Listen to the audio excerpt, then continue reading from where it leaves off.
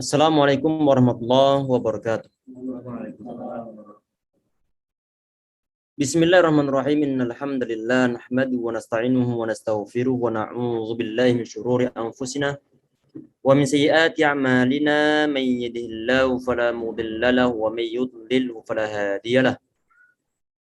Wa asyhadu an la ilaha illallah wahdahu la syarika lahu wa asyhadu anna Muhammadan abduhu wa rasuluh. Tsumma amma ba'd. Ikhwah dan juga akhwat sekalian yang insya Allah dirahmati oleh Allah Subhanahu wa taala, baik yang online ataupun yang offline. Kita lanjutkan insya Allah kajian kitab Sifatus Salat. Semoga Allah memberkahi kegiatan kita saat ini insya Allah, diberi manfaat sebanyak-banyaknya dan dimudahkan langkah kaki kita untuk mengamalkan setiap ilmu yang kita dapatkan di dalam setiap majlis insyaallah. Amin ya rabbal alamin. Bismillahirrahmanirrahim. Yang kita bahas untuk malam ini adalah masih kelanjutan tentang doa-doa Rasulullah SAW yang bisa dibaca sebelum kita salam. Yang kemarin poin terakhir yang kita bahas itu adalah tentang doa Rasulullah SAW yang di antara doanya beliau berdoa, Allahumma inni a'udzubika minal ma'sami wal maghrab. Ya Allah, aku berlindung kepadamu dari maksam, dari dosa, wal maghrab, dan juga hutang. Yang kemarin terakhir kita bahas menyangkut masalah hutang. Muhammad beliau minta perlindungan pada Allah SWT dari masalah hutang. Hutang yang kemarin kita bahas bukan suatu yang sederhana, tapi adalah suatu yang akan terus kita bawa sampai nanti di akhirat selama hutang tersebut belum dilunasi.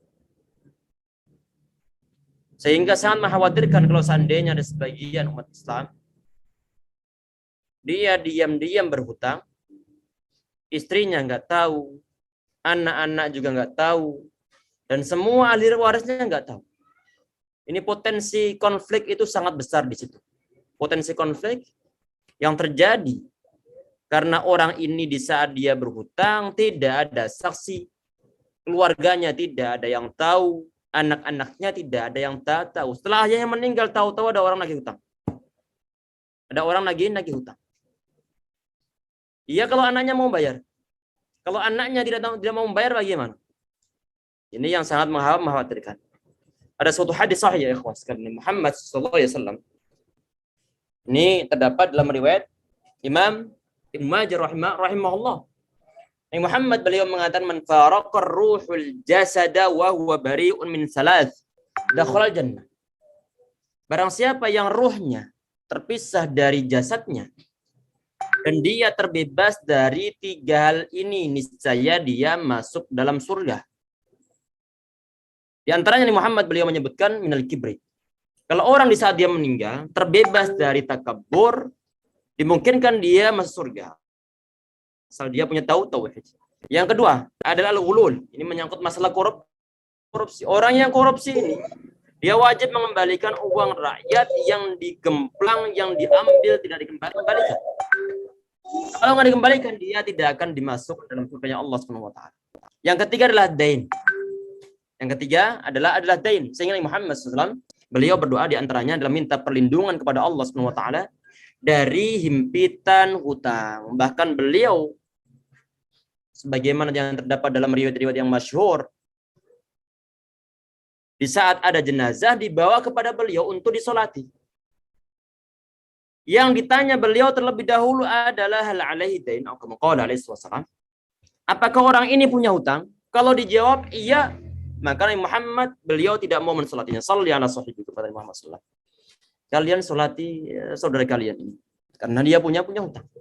Saat dijawab tidak punya hutang, Nabi Muhammad beliau mau mensolatinya karena ini menyangkut masalah hutang sangat besar ya ikhwas sekalian. Sangat besar. Sehingga dalam yang termasuk hal yang sangat mengkhawatirkan adalah ada suatu hadis. Hadisnya hadis yang sahih. Nabi Muhammad beliau mengatakan alladzi nafsi biyadih ataupun nafsu Muhammadin biyadih. Demi Allah yang jiwa Muhammad ataupun jiwaku ini, jiwa Nabi Muhammad SAW, berada dalam genggaman tangannya laukutila rajulun fi sabilillahi thumma asha. Kalau seandainya ini ada satu orang laki-laki, dia itu dibunuh di jalan Allah Subhanahu wa taala, artinya dia itu matinya mati syahid. Thumma qutila thumma asha. Kemudian di saat dia dihidupkan lagi, ini sekedar pengandaian ya ikhwan. Kalau orang udah meninggal ya meninggal. Tapi di sini Muhammad beliau membuat suatu pengandaian. Kalau seandainya ada seorang laki-laki, dia itu meninggal mati syahid, gugur berperang di jalan Allah Subhanahu wa taala. Setelah dia meninggal kemudian dibangkitkan lagi oleh Allah Subhanahu wa taala. Kemudian ikut berperang lagi. Kemudian dia dihidupkan kembali. Saat dihidupkan kembali, kemudian wa alaihi dain, dan dia punya hutang, madakhalal jannah, maka dia tidak akan masuk surga hatta yaqdiya dainah, sampai dia itu bisa membayar hutang-hutangnya. Padahal orang ini sampai mati syahid sebanyak dua kali. Tidak bisa membuat orang ini dimasukkan dalam surga lantaran punya hutang. Tidak akan dimasukkan dalam surganya Allah Subhanahu wa taala walaupun toh dia telah melaksanakan sebanyak 2 kali bahkan.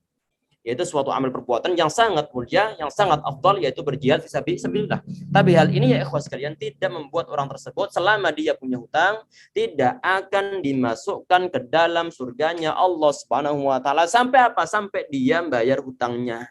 Bagaimana mungkin nanti dia bayar hutang sedangkan sebagian orang itu dia punya hutang tidak ada yang tahu kecuali dia sama yang utang.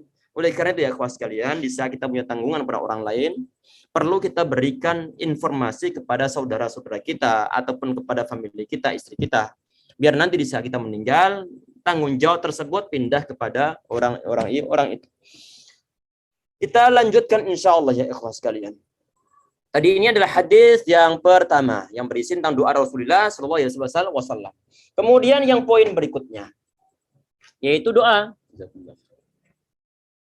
Allahumma inni a'udzubika min syarri ma amiltu wa min syarri ma lam a'mal ba'd. Perhatikan di sini Nabi Muhammad di antara doa yang dibaca oleh beliau sebelum beliau salam itu adalah doa Allahumma inni a'udzubika, ya Allah aku minta perlindungan kepadamu, min syarri ma amiltu, dari buruknya suatu yang telah aku kerjakan. Ini adalah doa Rasulullah SAW. Kata beliau, Allahumma inni a'udzubika min syarri ma amiltu, dari keburukan, kejahatan yang aku lakukan, yang pernah aku kerjakan. Sehingga nanti apa yang perbuatan yang telah aku laksanakan tersebut di masa-masa yang lalu bisa nanti membuat berat dunia dan juga membuat berat di akhirat. Ini yang perlu untuk kita hafalkan ya ikhwas sekalian. Termasuk dosa ataupun efek yang ditimbulkan oleh perbuatan dosa itu adalah kita dihalangkan dari nikmat Allah Subhanahu wa taala.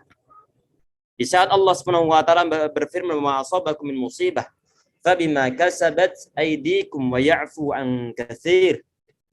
Dan apa yang menimpa kalian berupa musibah itu adalah sebab ulah tangan kalian. Termasuk di saat Allah Subhanahu wa taala menghilangkan sebagian nikmat yang biasanya kita laksanakan ataupun kita rasakan. Kemudian tahu-tahu diangkat oleh Allah Subhanahu wa taala. Kemungkinan besar di antaranya sebabnya adalah sebab dosa-dosa kita. Sebab dosa-dosa kita. Dan yang sangat kelihatan lagi ya ikhwas kalian adalah kita tidak merasakan nikmatnya ibadah kepada Allah Subhanahu wa taala sebab adanya dosa. Kemungkinan sebab tadi itu adalah ada sebagian amal perbuatan kita yang kita laksanakan di masa-masa lampau.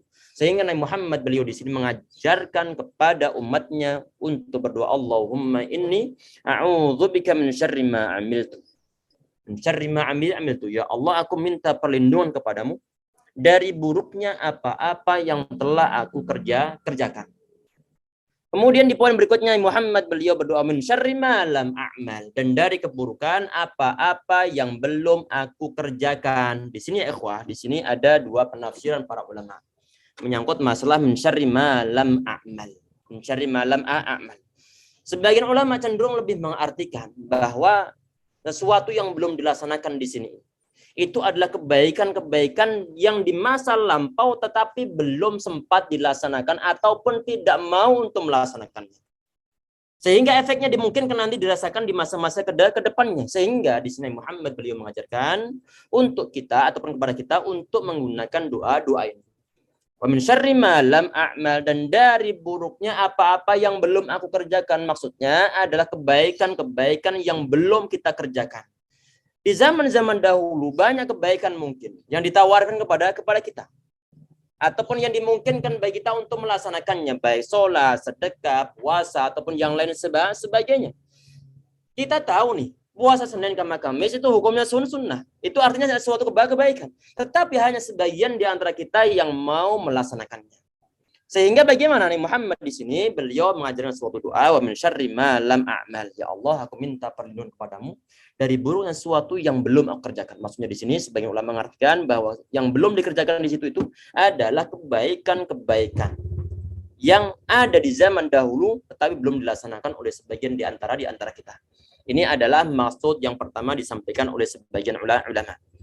Maksud yang kedua adalah dari tadi ini min syarri ma lam a'mal, dari sesuatu yang belum aku kerjakan. Maksudnya adalah kejahatan-kejahatan yang mungkin ataupun keburukan-keburukan yang mungkin akan aku laksanakan di masa yang mendatang. Sehingga kita minta perlindungan kepada Allah Subhanahu wa taala sehingga tidak melaksanakan keburukan-keburukan tersebut.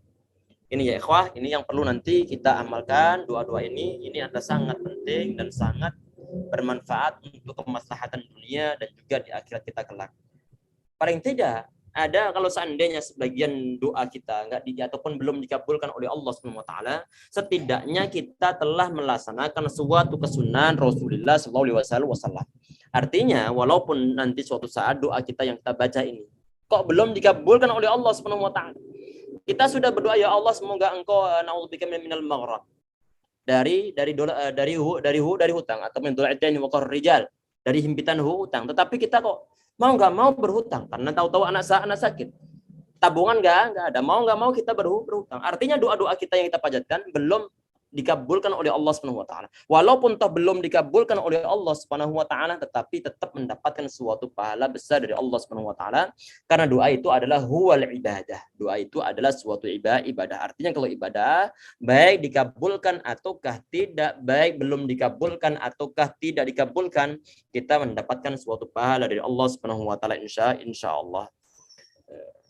Jadi kita jangan bosan-bosan untuk berdoa, walaupun toh cuman sekedar masalah-masalah yang sepele. Saat tahu-tahu misalnya kunci hilang, ataupun mungkin kucing hilang, ataupun apapun yang hilang, kita doa kepada Allah Subhanahu wa taala. Hal yang sepele. Ataupun mungkin materai yang kita beli hilang. Ya Allah, di mana ya Allah, mohon ketemu ya Allah. Ini uang yang terakhir Anda gunakan untuk beli materai. Jadi di saat kita berdoa pada Allah Subhanahu wa taala, Allah menyukai hal tersebut. Sedangkan seorang hamba yang tidak mau berdoa kepada Allah Subhanahu wa taala, yaghdab alaihi, kama qala wasallam, maka orang tersebut akan dimurkai oleh Allah Subhanahu wa taala. Hal sekecil apapun juga silakan untuk berdoa kepada Allah Subhanahu wa taala. Ban antum kempes nih. Ban antum kempes, ana mau pulang dari kajian. Ban antum kempes, ya Allah semoga sampai rumah belum terlalu parah. Dapat pahala dari Allah Subhanahu wa taala. Padahal cuma simpel semacam itu. Kita lanjutkan di hadis ataupun doa yang ketiga. Allahumma hasibni hisabai yasira. Ya Allah, mohon engkau hisab diriku.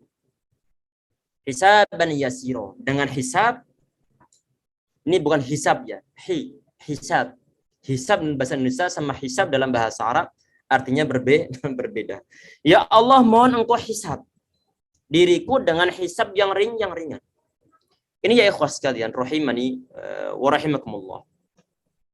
Aisyah radhiyallahu anha, istri Rasulullah sallallahu alaihi wasallam, beliau mendengar doa yang dipanjatkan oleh Muhammad di saat ataupun dalam salatnya. Aisyah beliau sampai mendengarnya. Beliau mendengar Allahumma hasibni hisabai yasira. Ya Allah, mohon engkau hisab diriku dengan hisab yang ringan. Setelah Nabi Muhammad beliau selesai sholat, kemudian Aisyah radhiyallahu anha beliau berkata, "Mal hisabul yasir ya Rasulullah?"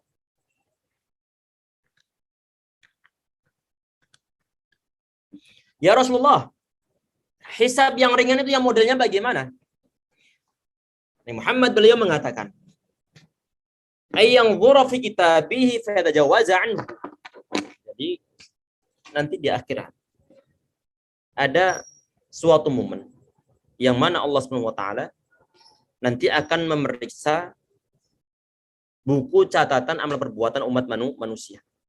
Dilihat oleh Allah Subhanahu wa taala. Setelah dilihat oleh Allah Subhanahu wa taala, Allah mengampuninya. Ini yang disebut sebagai hisabai yasira. Ataupun nanti Allah Subhanahu wa taala nanya ke si A ini, si A. Ente di hari tertentu, jam tertentu, ente berbuat ini ataupun berbuat itu. Kemudian si hamba ini dia bilang, "Iya."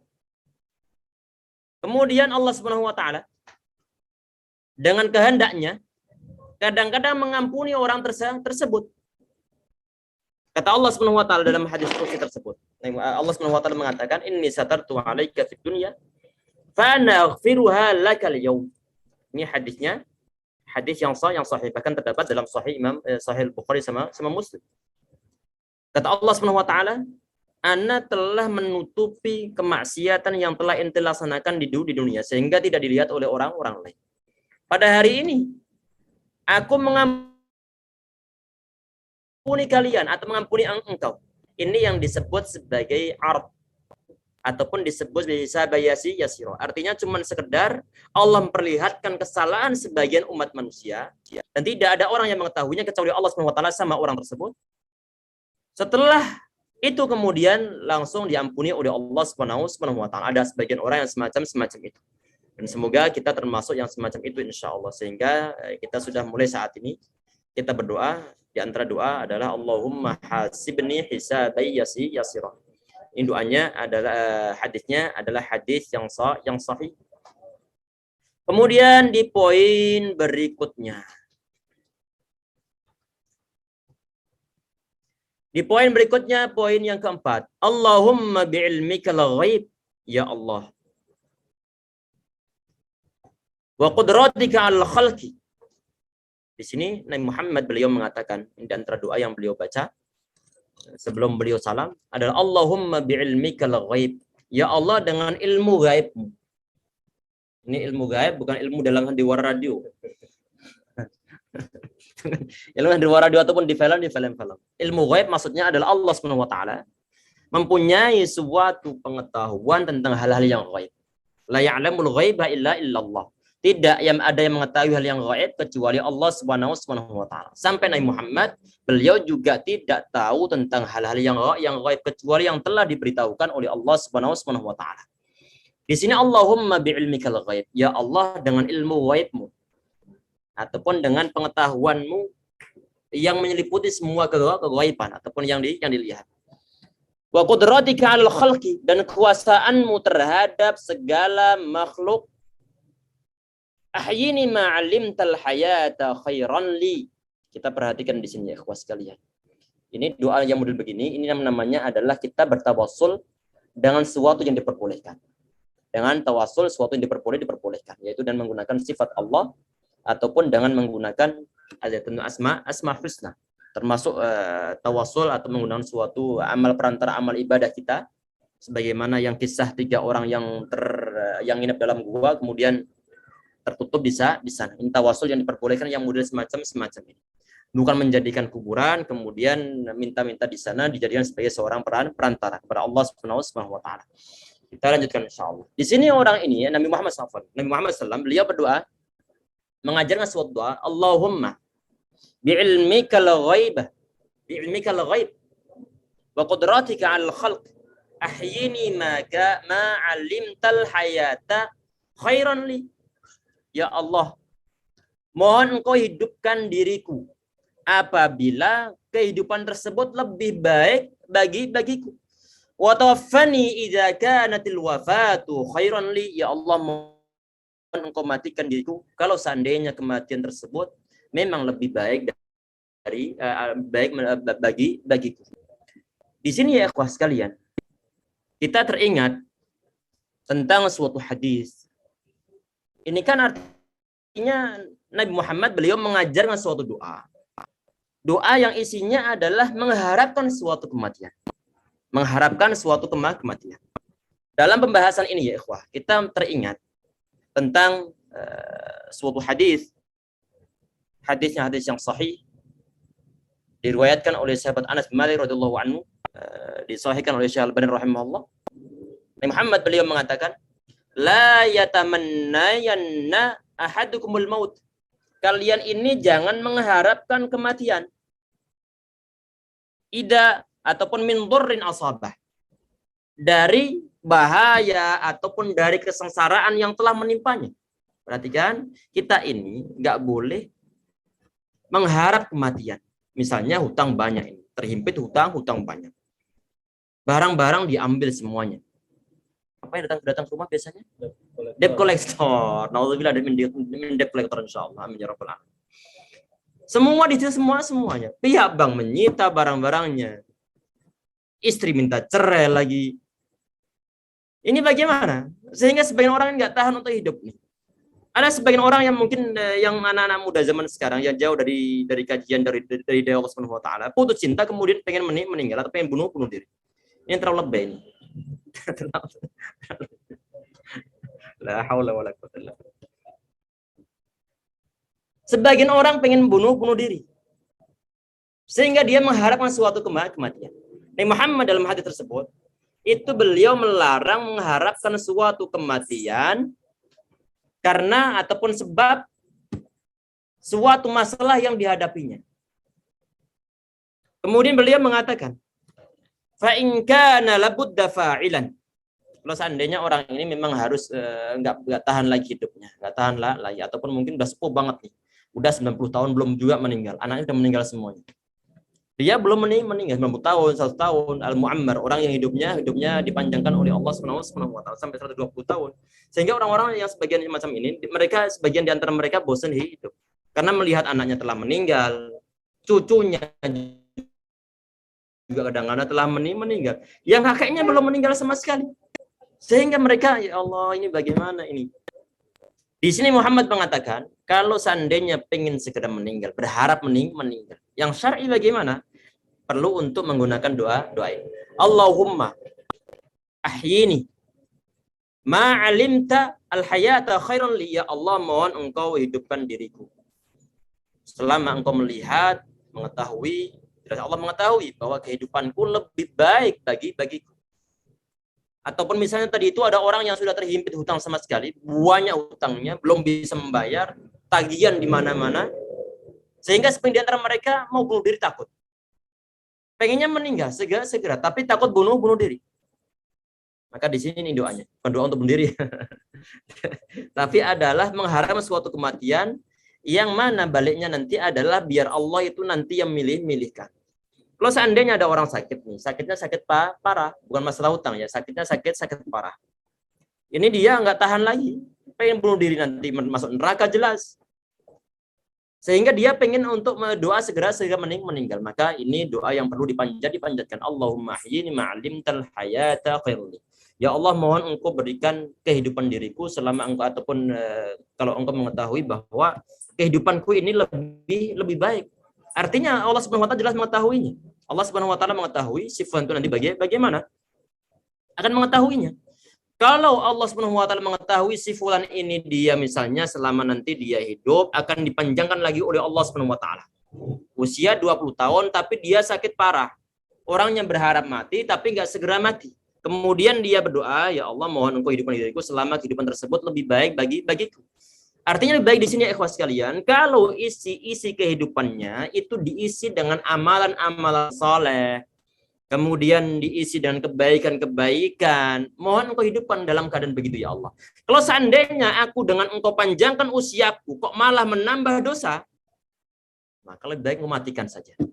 Engkau matikan saja. Ini arti di dalam poin yang ada di dalam hadis ini ya ikhwas sekalian. Artinya orang ini di saat dia itu mengharapkan suatu kematian dari Allah Subhanahu wa taala karena suatu sebab Tadi ini adalah jalan keluarnya, mengembalikan semuanya kepada Allah Subhanahu wa taala, biar Allah nanti yang memilihkan untuk kita. Apakah akan diberikan kelonggaran hidup lagi ataupun dipanjangkan usia, ataukah akan diwafatkan oleh Allah Subhanahu wa taala karena mungkin suatu madarat ataupun suatu kemafsadatan yang mungkin timbul sebab kita dipanjangkan usianya oleh Allah Subhanahu wa taala. Kemudian yang poin berikutnya, Allahumma wa as'aluka khasyataka fil ghaib wa syahadati. Ya Allah, saya mohon kepadamu rasa takut akan dirimu. Minta penambahan khasyah dari Allah Subhanahu wa taala. Rasa takut kepada Allah Subhanahu wa taala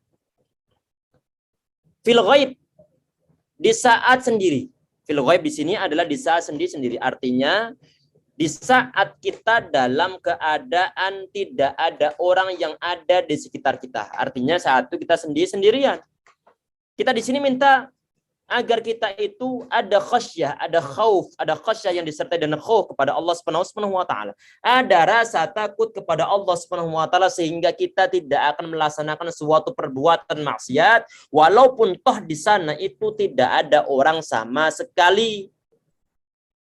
Wa syahadah, dan juga minta khauf ataupun khasyah, minta khasyah, penambahan khasyah dari Allah Subhanahu wa taala di saat wasyahada, di saat di hadapan orang-orang. Artinya begini ya ikhwas sekalian. Di sini ini khasyah. Khasyah yang hakiki ataupun rasa takut pada Allah Subhanahu wa taala yang hakiki, itu adalah khasyah yang di saat dia itu sendirian, dia itu tidak berbuat maksiat kepada Allah Subhanahu wa taala. Karena dimungkinkan di saat nanti ada orang, khasyah itu timbul. Rasa takut pada Allah itu timbul. Tetapi kadang-kadang semacam ini ya ikhwas sekalian, ini tidak murni karena Allah, tetapi karena sungkan orang-orang sekitarnya. Karena sungkan orang-orang sekitarnya. Ini bukan khasyah yang hakiki. Khasyah yang hakiki itu, ini di sini nih, adalah di saat kita sendiri takut pada Allah, di saat kita lagi ada di hadapan orang lain juga takut pada Allah Subhanahu wa taala. Yang sangat membahayakan itu adalah kita di hadapan orang lain sok-sok alim. Sok-sok alim. Jaga image ataupun jaim. Tetapi saat sendirian, udah ganasnya Masya Allah. Berbuat perbuatan maksiat dia laksanakan. Ini nanti yang diancam oleh Rasulullah Shallallahu Alaihi Wasallam dalam suatu hadis yang sahih. Yang Muhammad beliau mengatakan la a'lamanna aqwaman min ummati ya'tuna yaumal qiyamati bihasanati ataupun bihasanatin bi amthali ataupun amthali jibal tihamah bidwan. Yang Muhammad SAW beliau mengatakan nanti pada hari kiamat itu akan ada suatu kaum dari umatku yang mana mereka itu membawa pahala-pahala kebaikan-kebaikan sebesar gunung Tihamah. Sangat besar. Fayaj'aluhullah. Kemudian Allah Subhanahu wa taala menjadikan kebaikan-kebaikan tersebut haba'an mansura. Sebagai debu yang berterbangan. Kemudian sahabat Thauban radhiyallahu anhu beliau minta Nabi Muhammad SAW agar Nabi Muhammad beliau menggambarkan ada sebagian orang yang semacam itu modelnya bagaimana kok biar nanti kami nggak termasuk orang tersebut tanpa kita sadari. Kemudian Nabi Muhammad beliau mengatakan, "Amma innahum ikhwanukum, mereka itu adalah saudara-saudara kalian. Wa min jildatikum, dan juga termasuk jenis ataupun termasuk kaum kalian. Wa yakhuduna minal laili kama ta'khudun, dan mereka itu beribadah malam juga sebagaimana kalian beribadah malam. Walakinnahum, perhatikan di sini ya ikhwah. Ini yang pokok pembahasan kita bahas saat ini. Walakinnahum, tetapi mereka aqwamun idza khalau bimaharimil lain tahakuha. Tetapi mereka ini di saat mereka bersendirian ataupun di saat mereka sendirian, mereka melanggar hal-hal yang diharamkan oleh Allah Subhanahu wa taala. Ini yang sangat berbahaya sehingga di Imam Malik rahimahullah beliau mengatakan tentang ayat ini ataupun tentang keadaan orang yang digambarkan Nabi Muhammad dengan model orang-orang yang semacam ini, beliau mengatakan hadan nifaq wa rabbul ka'bah. Ini adalah orang munafik. Yang di hadapan orang-orang dia diperlihatkan kebaikan-kebaikan semuanya, tapi saat dia sendirian perbuatan maksiat dia laksanakan. Ini hadisnya pun adalah hadis yang sah, yang sahih. Kemudian di poin berikutnya Nabi Muhammad beliau berdoa di sini, Allahumma atau wa as'aluka kalimatul haqqi wa fi riwayatin al-hukma wal adla fil ghadabi war ridha. Ya Allah, aku mohon kepadamu kalimatul haqq, artinya kalimat yang benar. Artinya mengucapkan kata-kata yang benar. Dalam suatu riwayat, keputusan yang benar. Wal adla, dan keadilan, minta keadilan. Fil ghadabi war ridha, dalam keadaan ghadab, dalam keadaan marah, dan juga dalam keadaan ridha. Di sini tentang kata-kata fil ghadab war ridha ya ikhwah sekalian. Di sini para ulama ada yang mengartikan bahwa ghadab sama ridha di situ itu adalah marahnya ataupun murkanya orang-orang ataupun ridhonya orang-orang. Artinya di sini nih, misalnya kita sebagai seorang kepala keluarga ataupun seorang dai ataupun seorang pemimpin. Ada masalah antara si A sama si B dan kita dimintain untuk suatu keputusan. Ataupun dalam hal apapun juga. Di saat kita itu memutuskan suatu kebijakan, kadang-kadang bawahan kita ataupun orang yang kita berikan keputusan tersebut dia nggak terima. Ini yang disebut sebagai ghadab. Disebut sebagai rasa marah. Kadang-kadang mereka menerimanya. Sehingga di sini Muhammad beliau berdoa, ya Allah mohon engkau berikan kalimat al-haq, perkataan yang benar. Baik orang-orang tersebut marah ataupun tidak marah, mohon engkau berikan ketetapan hukuman tersebut dalam artian bahwa tetap berpegang pada suatu kebenaran. Tidak peduli apakah nanti orang-orang ini mereka marah ataukah mereka itu pada senang. Kata ada suatu patah Arab, ridhon nas ghayatun la tudrak. Jadi ridhonya umat manusia itu adalah suatu target ataupun suatu tujuan yang nggak mungkin tercapai. Di saat kita membuat suatu keputusan dalam perusahaan ataupun dalam suatu organisasi untuk membuat semua anggota organisasi marem itu menerima semuanya. Belum tentu. Mungkin si A dia terima, tapi yang si B belum tentu menerima. Saat kita nuruti si B, belum tentu nanti si A menerima. Kita berusaha mencari kepuasan orang-orang sekitar kita, itu tidak mungkin akan tercapai. Di sini ya ikhwah, tadi ini adalah makna yang pertama. Makna yang kedua tentang masalah ridho sama ghadab untuk diberikan perkataan yang benar baik dalam ridho ataupun dalam ghadab, dalam kemurkaan, itu adalah ghadab, kemarahan dari diri kita sendiri. Di saat kita marah ataupun di saat kita lagi bahagia, minta kepada Allah Subhanahu wa taala biar kita itu tetap mengucapkan kata-kata yang hak, kata-kata yang hak. Karena ada sebagian orang kalau sudah marah udah lupa daratan semuanya. Sehingga kadang-kadang di saat dia marah, sesuatu yang hak pun dia tidak akan mau menerima.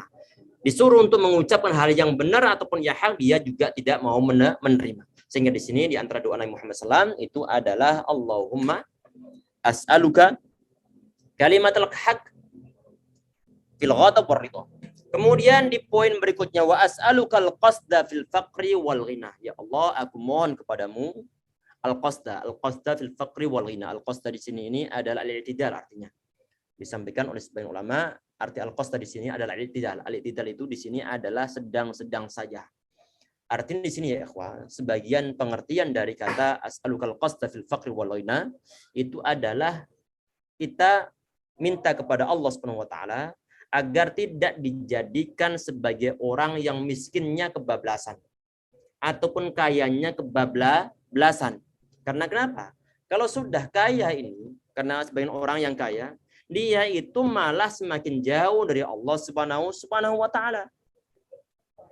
Disibukkan dengan harta benda, disibukkan ngurus bisnisnya, Sehingga untuk menghadiri kajian pun tidak sempat. Jangankan kajian, kewajiban yang paling kelihatan diantaranya adalah sholat. Sebagian orang yang kaya, mereka tidak peduli sama sekali tentang sholat atau tentang ibadahnya kepada Allah Subhanahu wa Ta'ala. Ini kaya, dia melintir sehingga lupa pada Allah Subhanahu wa Ta'ala. Ada sebagian yang crazy rich ataupun apa, yang lupa pada Allah Subhanahu wa Ta'ala. Semoga diberikan hidayah oleh Allah Subhanahu wa Ta'ala kita semua, yang insyaallah ya rabbal alamin. Kayanya tidak kebablasan, sehingga walaupun kaya tetap ingat ibadah. Walaupun kaya tetap ingat ngaji. Walaupun kaya tetap ingat tawaduk kepada orang-orang fakir. Walaupun kaya tidak meremehkan terhadap orang-orang yang mungkin di mata dia profesinya itu adalah profesi rendah-rendahan. Ini kaya-kaya yang memang Masya Allah. Kekayaan yang digunakan di jalan Allah Subhanahu wa Ta'ala untuk mensupport kajian, untuk membangun pesantren, untuk menyantuni anak-anak yatim, untuk diinfakkan harta bendanya. Ini Masya Allah orang-orang kaya. Sebagian di antara mereka. Dan kalau dijadikan oleh Allah Subhanahu wa Ta'ala sebagai orang miskin, semoga jangan kebablasan. Dalam artian bahwa jangan sampai di saat dalam keadaan miskin, kita itu kemudian malah semakin jauh dari Allah Subhanahu wa Ta'ala. Ataupun sebagian di antara orang yang sudah kefakiran telah melanda, maka dia sebagian di antara mereka yang tidak mendapatkan rahmat dari Allah Subhanahu wa Ta'ala, mereka menempuh cara-cara yang diharamkan oleh Allah Subhanahu wa Ta'ala. Bukan seorang pencuri, kemudian diteriakkan pencuri, kemudian dimasak sampai kemudian orangnya meninggal. Sekedar misal saja. Menempuh cara-cara yang dihalang oleh Allah Subhanahu wa Ta'ala. Kemudian di poin berikutnya, wa as'aluka na'iman la yabid. Ya Allah, aku mohon kepadamu nikmat la yabid. Ini la yabid ini artinya adalah nikmat yang tidak ada putus-putusnya. Ataupun la yang qati' di sini. Nikmat layabit di sini artinya adalah layang qati' ataupun yang tidak henti ataupun layafna yang tidak selesai. Ini sebagian ulama mengartikan ya ikhwas sekalian, nikmat yang modelnya semacam ini itu adalah nikmat surga. Adalah nikmat surga. Karena kenikmatan yang dirasakan oleh umat dunia ini adalah nikmat yang mungkin akan terputus. Misalkan begini, misalnya ada si A ini dia miskin sebelumnya. Dia miskin. Ya Allah, kalau nanti mohon Engkau berikan rezeki biar nanti saat melihat si A, si tetangga sebelah ini dia kok sering beli duren. Anak pengen duren terus-terusan nih. Kemudian suatu saat dia diberikan rezeki oleh Allah Subhanahu wa Ta'ala sampai kemudian dia bisa beli duren. Karena suatu sakit. Sehingga kemudian walaupun dia kayanya Masya Allah bisa beli duren sampai bertruk-truk. Karena sakit. Sehingga kadang-kadang mungkin dilarang makan duren. Artinya kenikmatan. Dimungkinkan akan selesai di dunia. Duit yang dia miliki, kesehatan yang dia miliki, yang sebelumnya segar bugar, kemudian tahu-tahu bengkek, sakit punggungnya, sakit dengkek. Nikmat dunia ini dimungkinkan berhenti. Tapi kalau nikmat yang layabit itu hanya berada di akhirat. Sehingga di sini ikhwas, banyak ulama mengartikan tentang na'iman la yanfad, ini adalah nikmat yang diminta oleh Nabi Muhammad SAW, yaitu nikmat na'imul jannah, yaitu nikmat surga. Ini di antara sebagian yang disampaikan oleh para ulama. Kemudian di poin berikutnya, was'aluka bardal 'aish ba'dal mamat. Ya Allah, aku mohon kepadamu tentang hidup yang tenang setelah kematian. Bardal 'aish ba'dal mamat. Ini orang yang bisa merasakan bardal 'aish ataupun tenangnya kehidupan, ademnya kehidupan setelah ataupun pasca kematian kelak, itu adalah orang-orang yang jelas dia itu memanfaatkan kehidupannya tidak hanya untuk dunia saja, tetapi dia targetkan untuk mencapai suatu kebahagiaan di akhirat.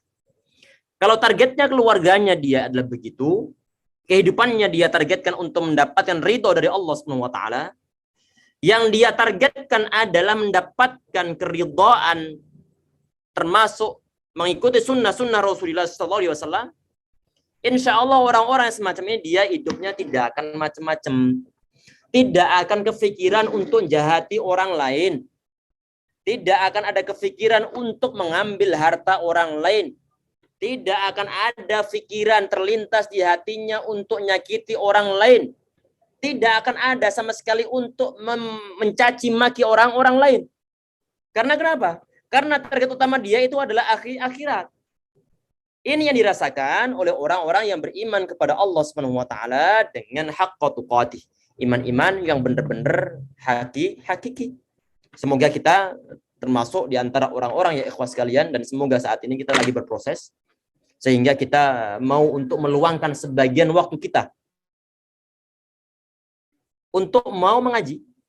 Ini harapan kita untuk mengumpulkan bekal sebesar-besarnya.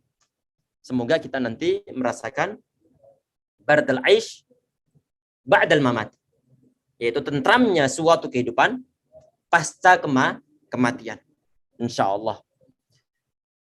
Dan di poin berikutnya Nabi Muhammad SAW, beliau berdoa, wa as'aluka qurrata ain la tanfad wa la tanqati'. Ya Allah, mohon Engkau, apa tadi ini? As'alukan beda ini, sebentar. Beda ya? Ada yang terlewat?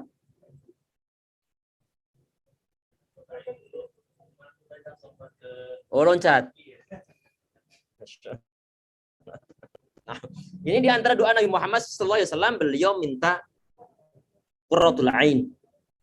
Ini adalah tentramnya pandangan mata beliau.